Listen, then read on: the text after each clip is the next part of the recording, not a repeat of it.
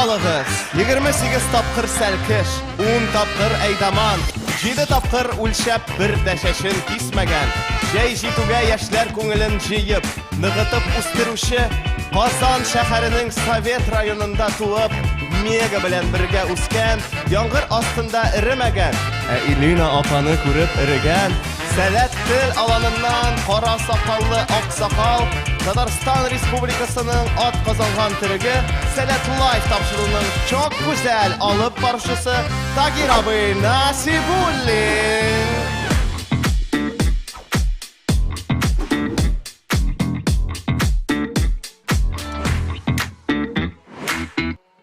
Дуслар, барыгызга да сәлам. Сәгать 6:30 минут. Демәк, сезнең белән мин Тахир Насибуллин һәм эфирда Сәләт Лайф. Сәләт Лайф. Без сәләтне күрсәтәбез. Демәк, дуслар, безнең 16-нчы чыгарылыш башланып китте. Һәм инде әйдәгез комментарийларда бераз сөйләшеп алыйк, ничек сезнең хәлләрегез? Кайдан карыйсыз безне? Гомумән кемнәргә сәлам юлларга телисез? Һәм инде беләсезме, әйдәгез башлар алдыннан сезнең белән бер уен уйнап алыйк, дуслар. Менә күп кенә кызык татар сүзләре ишеттем мин бүген. Мәсәлән, шәлпәрәмә диде берәү бүген. Һәм шундый бер фикер килде башыма. Әйдәгез без кызык татар сүзләрен барысында комментарийларда язабыз. Һәм инде мин аларның барысында бу чыгышта туры эфирда сөйләячәкмен.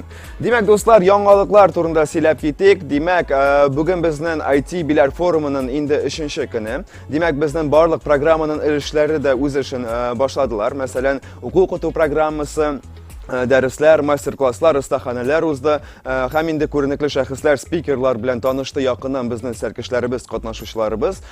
Шулай ук безнең спорт программасы дәвам итә. Һәм кичә безнең шахмат турниры узды. Һәм инде җиңүчеләрне без хәтта бүләкләп тә уздык кичке чара вакытында. Һәм кичке чара дигәндә инде, дуслар, безнең кичәге кичке чарабыз ул да булса интеллектуаль турнир. Һәм алга таба барабыз тагын яңалыкларга килгәндә, бүген бездә менә дигән һава торышы. Бүген көне буе Кояш балкый, һәм инде тиздән безнең кич җитәчәк, һәм без барыбыз да сәхнәдә җыелачакбыз. Аның алдыннан әлбәттә көн саен сәгать 6:30 минутта Сәләт Лайф. Димәк, дуслар, һәм инде безнең киләсе һәм беренче рубрикабыз ул да булса Сәләтле кунак, һәм без бу рубриканы нәкъ менә хәзер башлыйбыз. Киттек, Сәләтле кунак рубрикасы.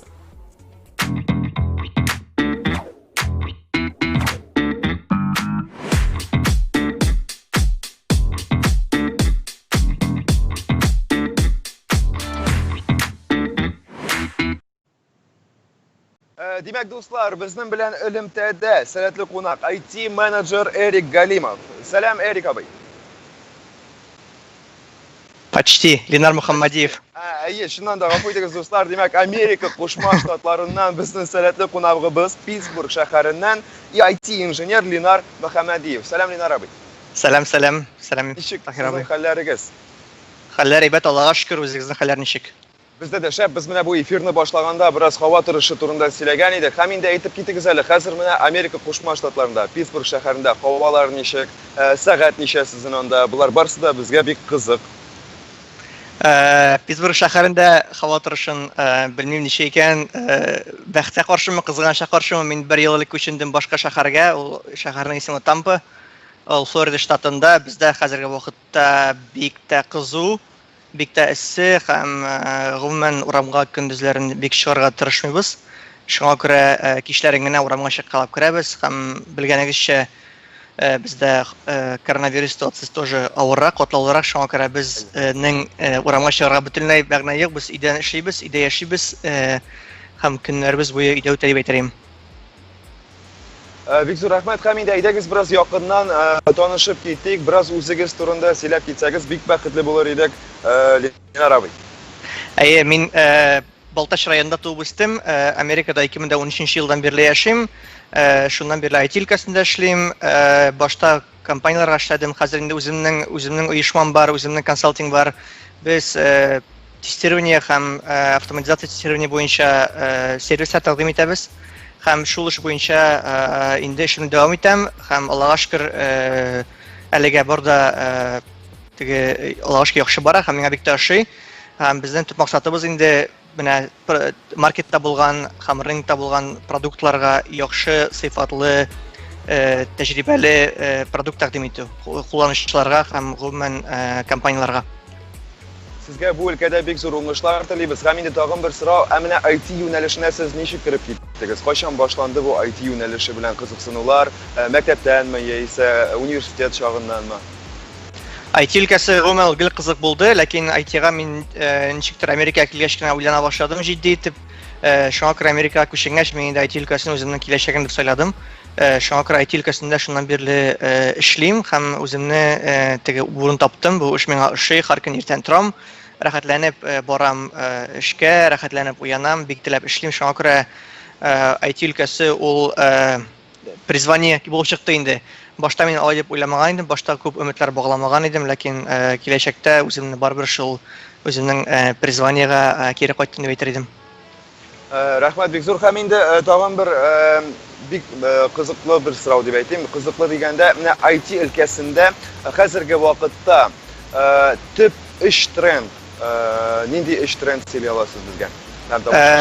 İş trend machine learning, ol yani avtomatizatsiya, gümmen robotizatsiya. İkinci trend ol data science, big data, köp data bilen işlew, hem köp danlarni alıp baru. Hem üçüncü trend ol DevOps. Mena biz şol DevOps boyunca köp iş alıp barabız özümüzdägen. DevOps ol avtomatizatsiya, hem gümmen deployment, hem gümmen release'ga çıgaru işlerin avtomatizerow etүү, hem kişinin işin, hem kişinin bu proseska kullanılışın, katnaşın kimetүү prosesi. Bu şolukta robotizatsiya etsem bular, lakin anın dürüstsürök ismi indi şol avtomatizatsiya etirdim. Dinar abi, buna bilgenimçe sizin seletde de bulgan var, yalgışmayım mı? Biraz gana tecrübem var, lakin özümne tuğlu selet kişide beyt almayım. Emine siz seletin qaysı proyektinde katnaştınız? Benim biraz tecrübem buldu. Selet Baltaş bilen Kazan'ın bilerlerinde hem bulgarlarında katnaşırga mümkünlüğüm bulmadı. Biz sizni her vakit kütüp kalabız bilerde, biler forumda. Hem indi bizden bir forumun yönelişlerinin bir soğuda bulsa IT, hem biz de sizni biride körerge bek şat bulur idik. Hem indi bulay kamera aşağı tugel, emne serkeşler sizin bilen şın barlıkta tecrübeni közden köz alışa alsa bek şat bulur idik. Her vakit kütübü sizni bilerde. Hem indi Linar abi, biz konaklar bilen her vakit oyun oynayız turu efirde. Biz oynarga hazır mı? Yaxşı. Demek, oyun turunda biraz silep gitem. Yandex tercümeşisi kızıklı itip Rusya'dan Tatarşaga tercüme eyti. Gümümen üzügüzden tercüme etken var mı Rusya'dan Tatarşaga? Men produktni ko'rdim, menga bek taşadı, hem dostlarıma taqdim etdim, hem gümmen popülerliği orta barganın, hem gümmen tatarlarının özlerinin tillerinin bilimlerin tekşürüleri qaraw kızık buldu. Qoyşaq bu tercümeşi, Yandex tercümeşi bir kızıklı itirip tercüme eyti sözlerini, hem bu oyunumuzda mına beyli. Demek, Tatarşa variantını kurip, sizge Rusya tercümesini eytirge kerek. Yaxşı, aytagız. Demek, bizden birinci fraza, biz onu ekranda ko'ramiz, osh bulsun, biz salata osh bulsun deb biz oshxonada təmli bulsun sözü o'rnina, hem endi nechik o'ylaysiz Rusyaga Yandex tercümeşi nechik tercüme etdi bu frazani? Bunda iki variant var, resmi variant, onsa endi приятного аппетита, lakin Yandex tercümeşiga ümit yo'q, ol pусть будет суп deyirge mümkün. Будет суп. Yaxşı fikir, hem endi dirish javob. Yeda. Şulay g'odiy ettiribgina yeda deb tercüme etdi bizning Yandex tercümeşi. Alga tava barabız, hem endi bizning kelasi so'z aydaman. Aydaman ol serkeşler bilen işley turgan opalar, obilar. Hem endi nechik o'ylaysiz Lenar abi, nechik tercüme etdi Yandex tercümeşi? Aytamiz, Yandex'ga ümit yo'q bu şartda dagın, çünki bu söz ali tatar tilinde selet tirarında kullanılan, gümmen seletten tış kullanan kişilerin bek sirek. Şu an Yandex tercümeşini tüzüşük kişiler hatta bilmezken mümkünler. Aydaman, bilmem hatta bunda birinci varianta yok. Vajatı bulsa bek очевидно bulayın indi. Şulay da birer nindi variant aytsak. Aydaman, aydagız uylap qarayıq, bunda tege basic logic kullanıp qarayıq. Aydaman, ayda bulsa olga, man bulsa kişi bulsun. Ayda, olga kişi. Olga kişi. Vперед человек yani. Vперед человек. Demek, hem qarayız bizning dirish javob Aydamanova. Avul bulurga mümkün. Avul bulurga mümkün, yeyse posyoluk bulurga mümkün. Şuna belki onlarını internetten alıp şulay tercüme etkendir. Hem indi alga tava barabız, kelasi fraza, ул да булса алда гөл. Хәтерлисезме Сәләт Балташтан бу фразаны? Әйе. Ул кайсы сорауга җавап? Алда гөл ул ансын хәтерләмим. Нинди кайсырак җавап икән? Ничек дигән сорау бар безнең, һәм инде без сәлкешләргә кәеф ничек дип сорагач, алар алда гөл, Алда гөл. Рәхәт, шуны бел дип җавап бирәләр. Әйе. Әйе, сезнең фикерегезчә, ничек тәрҗемә итте Яндекс тәрҗемәче русчага бу фразаны? Олның ике тәрҗемәсе бар, ул ягъни розовый һәм возьми. Да һәм гөл ул чәчәк. Белмим. Да инде ничек тәрҗемә итәргә. Яндекстан тәсәнәсә көтеп була. Алда гөл. Белмим. Барысы да яхшы булсын. Все будет хорошо. Все будет хорошо. Димәк, һәм карыйбыз безнең дөрес җавап также. Әйе, алда гөлне бартык также дип тәрҗемә итте безнең Яндекс тәрҗемәче. Һәм инде бар безнең тагын берничә фразаларга таба барабыз. Һәм киләсе фраза ул да булса изге шишмә. Мантык аңламыйча мантык монда юк, монда чисто теге методонтика ана Миңа калса беренче нәрсә килә сезнең уегызга, шуны да әйтергә була бу инде. Әйе. Изге шишмә бу святой источник, бәлки. Бәлки, димәк, святой источник дөрес җавап микән? Святошина.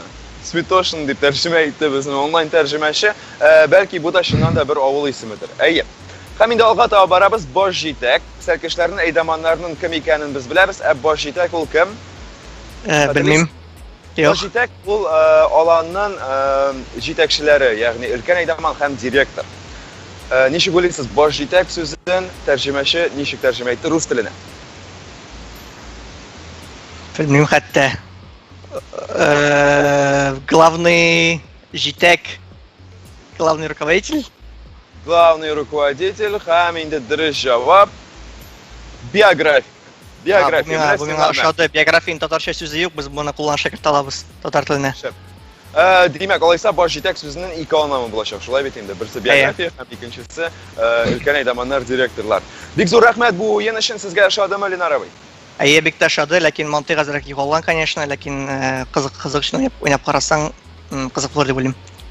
Ленар абый, бик зур рәхмәт безнең белән бергә булуыгыз өчен. Инде әйткәнемчә, без сезне бик көтәбез Биләр форумда һәм инде бик тиз вакыт арасында күрешергә язсын. Безнең белән эфирда Америка Кушма Штатларыннан IT-инженер Ленар Мөхәммәдиев иде. Сау булыгыз, Ленар абый. Рәхмәт, сау булыгыз, уңышлар сезгә һәммәгезгә. Рәхмәт бик зур. Сау булыгыз.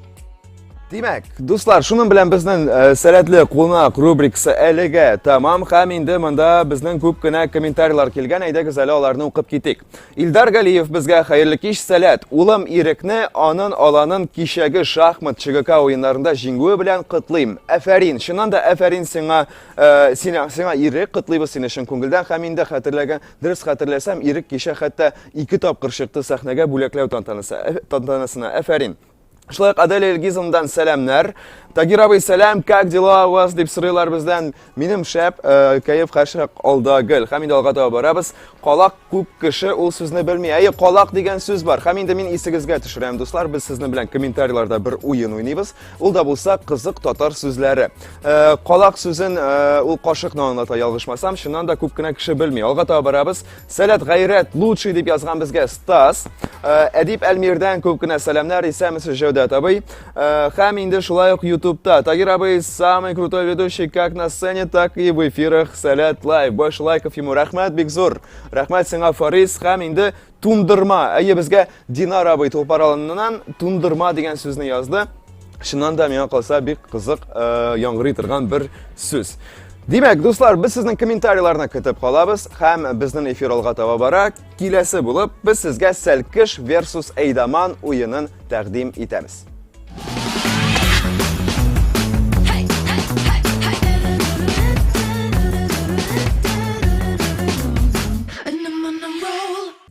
Исәнмесез, кадерле тамашачылар. Хәзер эфирда Сәлкеш versus Әйдаман уены. Һәм инде аңлаганыгызча, биредә безнең студияда Сәлкеш һәм Әйдаман. Әйдәгез алар белән танышып китик. Сәлам. Сәлам. Синең исемең ничек һәм син кайсы аланнан? Минем исемем Булат, мин Илкам хан аланнан. Ошымы сиңа Илкамхан аланы? Бик ошый. Әйдаманнар ничек? Шәп. Шәп әйдаманнармы? Шәп. Ярар, бик зур рәхмәт Булат. Һәм хәзер әйдәгез Әйдаман белән танышык. Сәлам, сезнең исемегез ничек? Минем исемем Элина апа, мин Илкамхан аланның әйдәманы. Карагыз әле дуслар, безнең бүген биредә Илкамхан аланы. Димәк, дуслар, сез кая мантык дигән уенын беләсезме? Әйе, диалогика дип тәрҗемә итәм. Нәк диалогика. Димәк, хәзер без бүген 2 раунд уйнаячакбыз. Һәм беренче раунд сез экраннарда күрәчәксез 3 фотосурәт. Һәм шул 3 фотосурәткә бер гомум сүз табырга кирәк булачак. Кагыйдәләр аңлашылдымы? Әйе. Сез әзерме? Әзер. Кам, Илкам. Чынлап та безнең Әйдаман белән сәлкешләр әзер һәм димәк без дә әзер башларга һәм хәзер игътибар дуслар экраннарга. Хәзер сез күрәчәксез беренче 3 фотосурәтне. Сез монда нәрсә күрәсез, Илина апа? Бер сәлкеш туңа, Әйе. кырмыска һәм бер балага кызу. Бик эссе. Палатка түгелме? Палатка! Әлбәттә, гомумсыз ул палатка. Илина апа, 1 балл. 1 балл сезгә һәм счет 1-0. Әйдә инде син Булат йоклама, әзрәк уянып кит. Чөнки Илина апа бөтен 5 баллны үзенә алып китәчәк. Әйдәгез, икенче сорау. Карык экраннарга. Булат, нәрсә күрәсең? Киш Әйе. һәм кемдер ошый Кемдер ошый? һәм вафля. Һәм вафли нәрсә микән бу? Нинди гомумсыз? Соник. Соник, әлбәттә Соник. Илина апа да белгәндер, ләкин бу балны үзенә Булат ала. 1-1 дуслар. Бик эссе безнең студияда. Әйдәгез, өченче сорау. Монда уйларга кирәк, дуслар. Монда уйларга кирәк. Баш җитәк. Баш җитәк, әлбәттә. Күргәнегезчә, дуслар, менә монда баш. Менә монда баралар җитәкләшеп һәм кызыл төс. Әлбәттә, бу баш җитәк. Әйе, Илина апа 2 балл. Һәм хәзер, дуслар, карап үтик 4нче сорау. 4нче сорау. Нәрсә микән бу? Әйдәгез, сез нәрсә күрәсез? Нинди вариантлар бар сезнең? Колбаса. Колбаса, Шатыр. Шатыр һәм Татарстан флагы. Татарстан флагы. Колбаса, шатыр һәм Татарстан флагы. Нинди гомумсыз кирәк микән монда? Ашхана түгелме? Юк, ашхана түгел. Ашханада Татарстан флагы юк иш. Ярар, әйдәгез, мин сезгә кечкенә генә бер подсказка ясыйм. Менә колбаса һәм шатыр, әйме? Димәк, бәлки Кырылтай. Корылтай, әлбәттә, һәм икегезгә дә 1 балл бирәм, чөнки сез икегез бергә әйттегез, шулай итеп счет 3-2. Әлбәттә, Корылтай ул зур шатыр һәм ул колбаса формасына һәм анда белгәнегезчә флаглар да эленеп тора. 3-2 һәм соңгы 5нче сорау ул авыр. Ул авыр, әйтеп куям. Ләкин бәлки сез аның нәрсә икәнен аңларсыз. Эко шатыр. Эко шатыр мантык бар, ләкин юк, бу эко шатыр түгел. Менә беренче сүрәттә анда бу апа Чәчәк җыя бугай. ул җыя, әйме? Ул җыя. Икенче сибә. Менә ул су сипкәндә үлән нишли? Үсә. Дәрәҗә. Дәрәҗәләр, Илина апа, әлбәттә, карагыз, беренче сүрәттә ул да булса җыючы, үстерүче, ә монда фундамент ныгытучысы. Әйе, ныгытучы бу 3 дәрәҗә. Илина апа, әфәрин. Булат, синең Әйдаманың бик текә. Һәм 4-2 беренче раунда җиңүне яулады Илина апа, дуслар. Минемчә, бу бик кызык раунд булды, ләкин безнең тагын бер раунд бар алда. Ул да булса артык фотосурәтне табырга кирәк. Сез күрәчәксез хәзер 3 фотосурәт һәм инде артыгын әйтергә кирәк. Әйдәгез, дуслар, экраннарга игътибар. Палатка, учак һәм гитара. Учак. Булат беренче дип әйтте. Әйдәгез, Булат, ни өчен учак? Чөнки сәләттә ушак яндырырга ярамый. Ушак яндырырга ярамый, әлбәттә, Булат, әфәрин. Палатка ярый, гитара ярый, ушак яндырырга ярамый. 1-0 алга чыга Булат. Әйдәгез, икенче сорау. Кемнәрне күрәсез? Тахир абый. Илназ Сафиуллин, һәм Ислам Валиев. Дөрес, Ислам Валиев, Илназ Сафиуллин. Кем монда артык? Ни өчен Илназ абый? Илназ абый сәләттә йөреп күренми? Дөрес җавап Илназ абый, ләкин ни өчен Илназ абый аңлата аласыңмы? Илназ абыйның җыры түгел, форум җыры. Ләкин Тахир абый белән Ислам абыйның җырлары түгел бит ул. Ярар, әйдәгез, подсказка Илина апа, бу Сәләт Лайф белән ничектер? Ведущийлары. Әйе, әлбәттә, Тахир абый белән Ислам абый алар Сәләт Лайф программасының алып баручылары, Илназ абый Сафиуллин ул җырчы алып баручы түгел. 1-1 дуслар, шәп. Shart hozir aydagiz qarab o'ting 3-so'rovga. Nima harflar ko'rasiz siz bunda? B, U ham. U, B, U, U. Nima harf? Udir. U. Sen U deb o'ylaysan, Elina opa U deb. Sen U deb o'ylaysan. Sen тоже ne uchun U? Do'stlar, kim anglata oladi? Tatar harf? Tatarcha harf, tatar alfaviti, balki shuydir, lekin tag'in biror nima variantlar bormi? B. B, ne uchun B? Chunki motor. Yana shinlabda diri javob U, lekin siz mantiqni topa olmadingiz. Do'stlar, qarang. B, U, bu U. Bu U.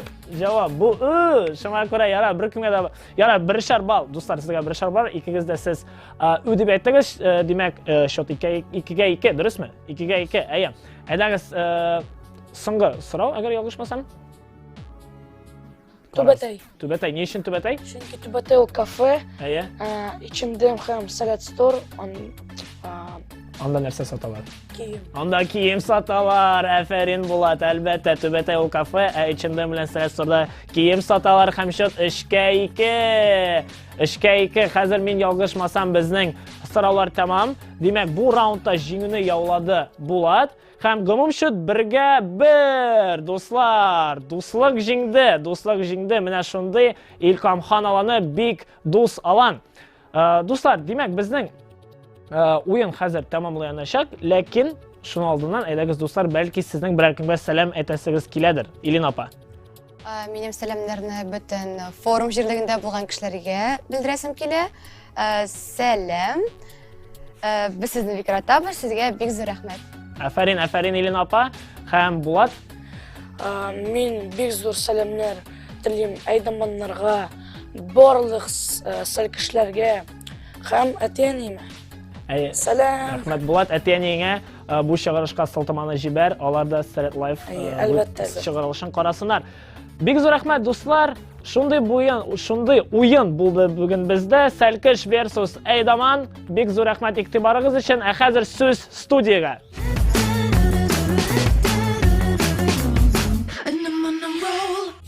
Bek zo'r rahmat Bulat abi, biz sizni bilan hurmatli tomoshabinlar, aligina Salkish versus Aydaman o'yinini qarab ketdik. Ham endi bizning bunda yangi kommentariyalar bor, aydagiz ularni o'qib ketdik. Demak, kim aligina bizga qo'shildi do'stlar? Biz bunda bir o'yin o'ynaymiz, ham bu o'yinning ismi qiziq tatar so'zlari. Agarda siz qiziqli tatar so'zlarini esingizga tushirsangiz, yozing kommentariyalarda, men ulardan barisini o'qiyim. Demak, bunda bizga akam tukkam degan bir variant bor. Shulay yo'q. Alik abi bizga salom, jonli salat deb yozgan. Salom Alik abi.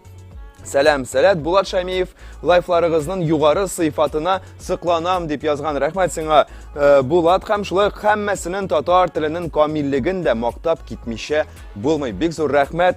Sizning uchun tirishamiz do'stlar Salat live efirida. Ham endi tag'in bir qiziq so'z olda bo'lsa, Qulshotir. Qulshotir ruschaga zontik deb tarjima etiladi. Do'stlar, shundan da bir qiziq bir so'z. Ham endi do'stlar bizning efir davom etadi. Kelasi bo'lib shulay yo'q efirda salatli qo'noq rubrikasi. Ketdik.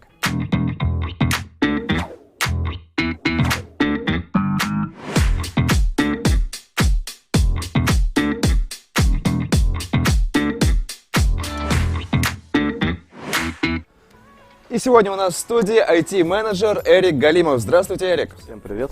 Как у вас дела? Отлично. Вы впервые приехали на Бильярд-форум, верно? Ну нет, это, по-моему, третий раз уже. Третий раз уже. А что вас заставляет сюда возвращаться? Ну, не знаю, мне хочется, на самом деле, донести какую-то ценность для детей, показать, что есть какие-то другие пути, куда им развиваться, двигаться. Я правильно понимаю, то есть предыдущий год, например, вы приезжали также на смену IT? Да, по профилю именно. IT. Отлично. И такой вопрос. Вы также являетесь нашим спикером и участвуете в образовательной программе. Расскажите немного о детях. Что им интересно, в принципе, в сфере IT? В сфере IT, но каждый год я все лучше и лучше улучшаю свои, так скажем, спичи и презентации. Проблема одна. Дети у нас не знают, кем идти работать. У них есть какое-то небольшое представление, куда идти, но вот глубоко они погрузиться не могут. И именно я стараюсь на такие общепопулярные темы разговаривать. Какие есть роли в IT, какие стеки технологий, какие специальности, как начать развиваться, как устроена IT-компания изнутри, чтобы они уже могли для себя понять, надо им это в будущем или нет, как-то определиться и inspiration, motivation, то есть зажигать и направлять. Отлично. И такой вот вопрос по поводу вашей деятельности непосредственно. IT-менеджер. Чем отличается IT-менеджер от обычного менеджера? Ну, наверное, это все-таки специфика на самом деле области. IT-менеджер должен обладать определенными, так скажем, знаниями по методологиям, гибким разработке, то есть agile, различные там, так скажем, составные части agile. Это могут быть какие-то фреймворки, Lean, Kanban, Scrum, все вот это вот, так скажем, дочернее. Много слов я сегодня детям объяснял. Они смотрели так же примерно, да. Я пока не понял, кроме слова «дочерний», ничего, на самом деле. Да, здорово. И тогда, получается, есть определенные компетентности, которые необходимо иметь для того, чтобы быть именно IT-менеджером. Да, именно я объясняю на примере. Тяжело, например, Компетенции, да. если человек всю жизнь работал, например, менеджером в продажах, ему уже через 10 лет продаж тяжело будет перескочить в IT, потому что у него нет определенного бэкграунда, так скажем. Ну, здесь у нас очень много детей на территории, и они обучаются как раз по специализации IT на этом форуме. Как вы думаете, они как много рабочих мест в этой сфере, и рождаются ли новые какие-то профессии каждый год? Постоянно что-то меняется, на самом деле рынок IT достаточно динамичный, постоянная текучка кадров, кто-то уезжает, кто-то хочет большего, амбиции, потенциалы, то есть рабочие места будут всегда. Вот вы сказали, кто-то уезжает, то есть получается, что за границей также можно найти работу. А где лучше работать, у нас или за границей? Ну, если честно, это такой сложный вопрос. Кого-то что-то держит, то есть кто-то наоборот, кто-то обременен семьей, там, тяжело ему в данный момент переезжать. На самом деле, я скажу вот за именно сферу как IT, за какую-то разработку, программирование. В IT достаточно хорошие зарплаты, потому что это является фактором удержания сотрудников. И каждый найдет по душе какие-то условия, чтобы не уезжать и оставаться здесь. Вот у меня здесь написано, что вы также являетесь IT-евангелистом. Что это означает? Это, так скажем, дополнительная роль. У меня есть хорошая шутка по этому поводу. Меня бабушка моя Дуня спрашивает все время. Улым, а ты IT-евангелист, что делаешь? Ходишь по домам и Библии продаешь? Я говорю, нет, это свидетели Иеговы. На самом деле евангелист, если перевести, это проповедник. Человек, который продвигает какие-то технологии, рассказывает это в массы. Ну, например, евангелист Microsoft, то есть он знает весь стек, там, .NET, C#, ходит по вузам, работает с молодежью, показывает в других компаниях и помогает им это у себя запустить. А как вы думаете, меня, например, можно назвать евангелистом Салят? Да. Отлично, все, теперь я разобрался полностью в этом термине. И еще один вопрос, когда вы поняли, что IT это ваше? Ну, я на самом деле учился на айтишника, начинал свою карьеру, прошел очень длительный, так скажем, трек. И с учетом того, что я все вроде хочу это бросить, но у меня до сих пор не получается, видимо, это действительно мое, постоянно туда возвращает. Здорово. А вы работаете в команде, да? У вас есть большая команда? Да, я сотрудник Акбарс цифровой технологии, Акбарс Digital на английском. Это дочерняя компания Акбарс банка, такого крупного холдинга. И мы делаем цифровые продукты для банка Акбарс. А какие есть новые продукты? Последний продукт, который вы с командой сделали для Акбарс банка? Последний продукт. Я занимаюсь развитием такого направления, как ресурсный центр интенсивной подготовки сотрудников Акбарс Digital. И, собственно говоря, мы собираем людей и за полгода обучаем их до уровня Junior+. То есть, ну, наверное, знаете такие градации в IT? Junior, Middle, Senior. Вот нас на самом деле сейчас смотрят не только дети, но и Айдаман Нарба, Житакляр. Это те, кто уже взрослые и как раз, возможно, сейчас ищут для себя какие-то возможности с точки зрения профессии. Можно ли, как попасть, например, в вашу команду? Ну, во-первых, для начала, пока я здесь живу на территории, так скажем, форума, там 3 дня не могут подойти, я всем говорю, подходите, я здесь с вами. И как попасть в нашу команду? Ну, надо начать что-то делать, так скажем. Любой путь начинается с первого шага. Надо определиться, поставить себе цели и начать изучать ту технологию, куда они хотят развиваться. Я думаю, получается, для тех, кто сейчас находится с нами на форуме, самый первый шаг – это найти Эрика Выгалимова, подойти и задать свой первый вопрос. Как вам? Я тут, да, вообще на любые вопросы, не стесняйтесь, подходите без проблем. Эрик, здесь, в Салят Лукунах, в этой рубрике, мы всегда играем в разные игры с нашими гостями, и сегодня мы подготовили одну игру также для вас. Немного расскажу об этой игре. Мы будем на экран выводить начало запроса в Google, в поисковике. И вам необходимо определить топ результатов продолжения запроса. Давайте попробуем. Сейчас мы на экране увидим первый запрос, вернее его начало. Зачем программисту? И как вы думаете, какие могут быть популярные запросы с таким началом?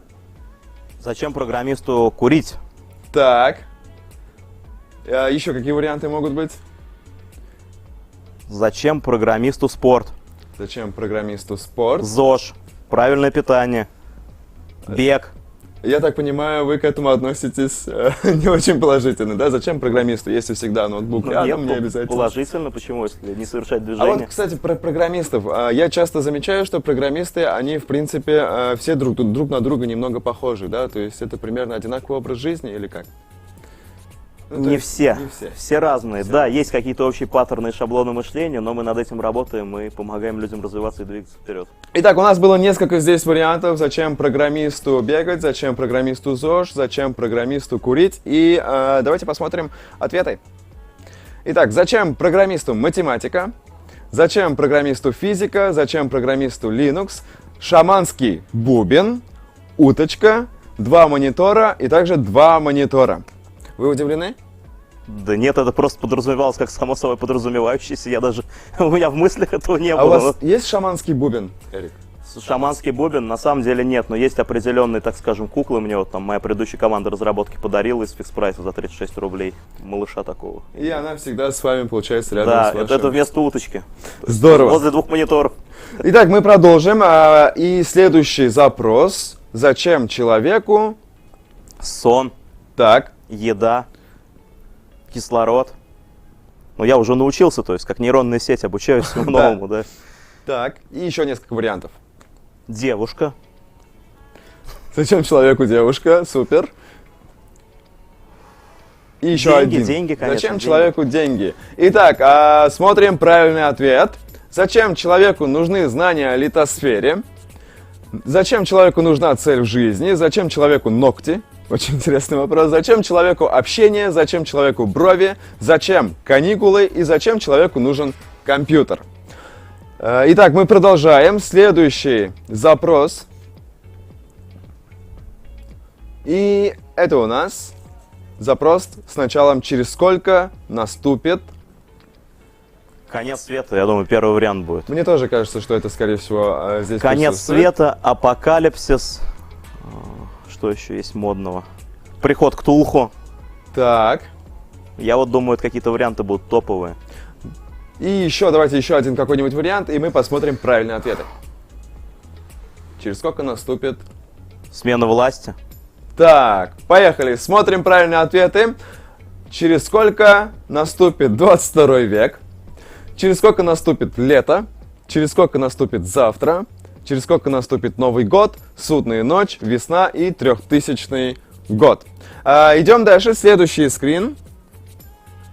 И какой робот? Это у нас последний скрин. Давайте попробуем угадать продолжение этого запроса. Какой робот подойдет школьнику, подойдет ребенку, подойдет для обучения робототехники, Так, отлично. И еще один вариант. захватит мир? А у вас есть дома роботы? Ну, если честно, мне не надо. Я вышел из предыдущий мой стек, так скажем, 10 лет разработки электроники, и я вот и наигрался уже очень хорошо. Здорово, ну давайте посмотрим правильные ответы. Итак, какой робот-пылесос лучше купить? Какой робот-пылесос купить? Какой робот-пылесос выбрать 2020? Какой робот-пылесос лучший? Самый лучший? Xiaomi? Какой лучший тест 2017? Какой робот-пылесос лучше? Итак, вот что в основном интересует, собственно, юзеров интернета, получается. Итак, мы поиграли с вами в игру. Как она вам понравилась? Да, понравилось, но теперь у меня вопрос. Это Так. какой поисковик был? Все-таки Google или отечественный? На самом деле мы брали запросы из разных поисковиков и старались сделать максимально интересно и смешно для наших зрителей и для вас. Спасибо большое, что вы с нами сегодня Спасибо в эфире. И Дуслар, безнең белән әлегенә эфирда IT-менеджер Эрик Абый Галимов иде. Димәк, ул әле безнең белән IT-биләр форумында. Әгәр дә сезнең сораулар бар икән, әгәр дә сез киләчәктә шулай ук IT-менеджер булырга телисез икән, Эрик абый янына килеп, барлык кызыксындырган сорауларны аларга тапшырыгыз. Димәк, дуслар, безнең тагын берничә яңа комментарийлар бар монда. Димәк, Әминә безгә сәләт, мин сине яратам дип язган. Тимәсар дигән сүз бар татар телендә, шуңа да кызык сүз, ләкин мин аның аңламын белмим. Әгәр дә сез белсәгез, языгыз шулай комментарийларда. Һәм инде әюк ләм мим кызыграк. Ләм мим, дуслар. Кем бу сүзнең тәрҗемәсен белә, ягъни яисә Булат Шаймиев синнән көтәбез бу сүзнең тәрҗемәсен. Ләм мим. Һәм инде, дуслар, алга таба барабыз. Безнең чыгарылыш әкрен генә ахырына якынлаша. Һәм инде белгәнегезчә, без аны һәрвакыт иҗади кунаклар белән һәм иҗади номер белән тәмамлыйбыз. Һәм бүген бездә кунакта студияда минем коллега, мәдәни программа командасы әгъзасы Илназ абый Мәҗитов һәм Сәләт изге чишмә волонтеры Чингиз Гыниятов. Сәлам Илназ, сәлам Чингиз. Сәлам Тахир абый, сәлам. Ничек хәлләр Илназ абый? Аллаһка шөкер, рәхмәт әкәнгә үзең. Яхшы, син шундый матур бүген, син күлмәгең шундый. Ә нәрсә җырлыйбыз, егетләр? Бәлки барыбызга танылган, мин сине шундый сагындым җырын җырлап җибәрербез дип уйлыйм, әйме? Яхшы, димәк, дуслар, сезнең өчен Илназ абый һәм Чингиз абый башкаруында мин сине шундый сагындым.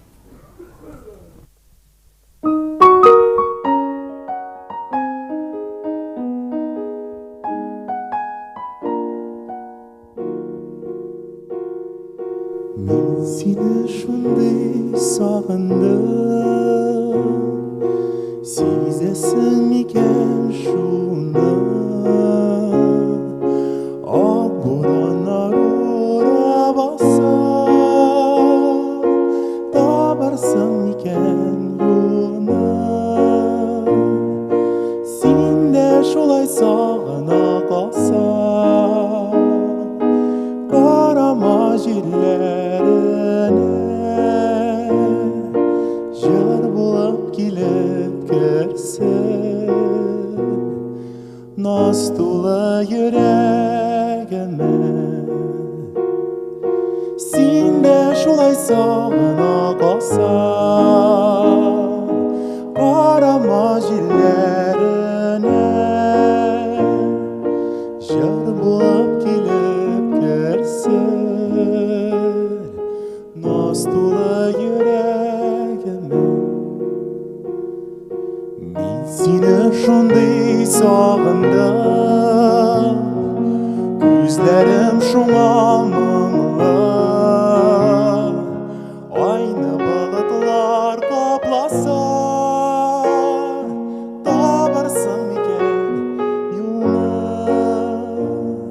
Сен де шулай сағына қалсаң, қарама жерлеріне, жар болып келіп кірсін, наз толы жүрегіме. Сен де шулай сағына қалсаң, қарама жерлеріне, жар болып келіп кірсін, наз толы жүрегіме.